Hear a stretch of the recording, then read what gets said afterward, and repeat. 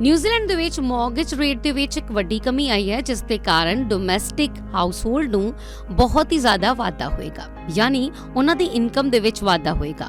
Mortgage ਦੇ ਵਿੱਚ ਕਮੀ ਆਉਣ ਦੇ ਨਾਲ ਸੈਂਕੜੇ ਡਾਲਰ ਬਚਣ ਦੀ ਉਮੀਦ ਵੀ ਜਾਗੀ ਹੈ। ਦੱਸਿਆ ਜਾ ਰਿਹਾ ਹੈ ਕਿ ਘੱਟੋ ਘੱਟ 200 ਬੇਸਿਸ ਪੁਆਇੰਟ ਦੀ ਕਮੀ ਦੇ ਨਾਲ ਜਿੰਨੇ ਵੀ ਹਾਊਸਹੋਲਡ ਨੇ ਉਹਨਾਂ ਦੀ ਜੋ ਕਿਸ਼ਤ ਹੈ ਉਹਦੇ ਵਿੱਚ $400 ਦਾ ਘਾਟਾ ਹੋ ਸਕਦਾ ਹੈ, ਯਾਨੀ ਕਿ ਇਹਦੇ ਨਾਲ ਤਕਰੀਬਨ 4% ਦਾ ਵਾਧਾ ਉਹਨਾਂ ਦੀ ਸੇਵਿੰਗਸ ਦੇ ਵਿੱਚ ਹੋਏਗਾ।